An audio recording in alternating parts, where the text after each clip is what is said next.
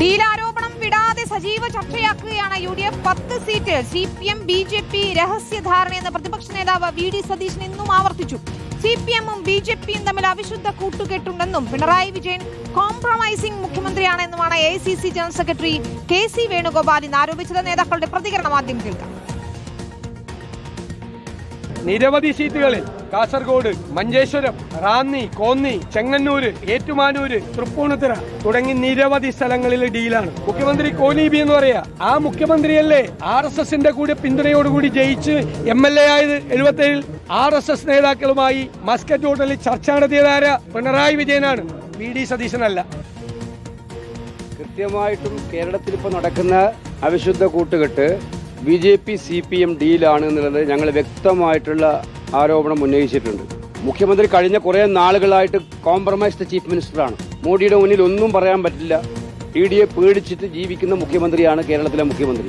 ഇപ്പോൾ ഏറ്റവും ഒടുവിൽ കേരളം കൈവിട്ടു പോകുമെന്ന് കണ്ടപ്പോൾ ഏറ്റവും വലിയ അധാർമികമായ രാഷ്ട്രീയ ധാരണക്കാണ് CPM നേതൃത്വം കൊടുത്തിരിക്കുന്നത്.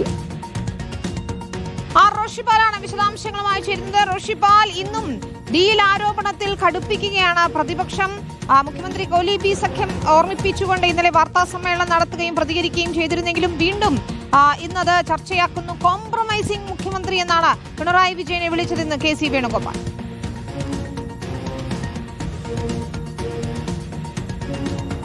വിനിത, വീണ്ടും കേരള രാഷ്ട്രീയത്തിൽ സജീവമായി BJP ബാന്ധവം ചർച്ചയാകുന്നു. അതിൽ വാക്പോര് തുടരുകയാണ്. കാരണം കോൺഗ്രസും പ്രതിപക്ഷവും ആദ്യഘട്ടം മുതൽ തന്നെ CPM-നെതിരെ BJP ബാന്ധവം ആരോപിച്ചപ്പോൾ പിന്നീട് അതിന് മറുപടി എന്നോണമാണ് പഴയ കോലീബി സഖ്യം വീണ്ടും മുഖ്യമന്ത്രി ഓർമ്മിപ്പിച്ചത്. എന്നിട്ടും ഇന്നും അതേ വിഷയത്തിൽ തന്നെയാണ് വാക്പോര് UDF LDF നേതാക്കൾ തമ്മിൽ നടക്കുന്നത്. വരും ദിവസങ്ങളിൽ ഇത് ശക്തമായി ഉയർത്തിക്കൊണ്ടുവരാൻ തന്നെയാണ് UDF ശ്രമിക്കുന്ന ഒരു ഭാഗത്ത്. കാരണം BJP ബാന്ധവം അത് ശക്തമായി ഉയർത്തിക്കൊണ്ടുവരുമ്പോൾ സ്വാഭാവികമായും ന്യൂനപക്ഷ മുസ്ലിം വോട്ടുകൾ ഏകോപിപ്പിക്കാൻ കഴിയുമെന്ന കണക്കുകൂട്ടൽ UDF നേതൃത്വത്തിലുണ്ട്. അതുകൊണ്ട് തന്നെയാണ് ഇത് ശക്തമായി ഉയർത്തുന്നത്. അങ്ങനെയുള്ള ഒരു അവിശുദ്ധ കൂട്ടുകെട്ട് ഉണ്ടെന്ന് പല മണ്ഡലങ്ങളും ചൂണ്ടിക്കാട്ടുന്നുണ്ട് UDF. അത് സംബന്ധിച്ച് ചർച്ചകൾ മുന്നോട്ട് കൊണ്ടുപോവുക എന്ന തീരുമാനം തന്നെയാണുള്ളത്. അതേസമയം തന്നെ മറ്റ് പല വിഷയങ്ങളും ശബരിമല സ്വർണ്ണക്കൊള്ളയടക്കം ശക്തമായി ഉയർത്തും.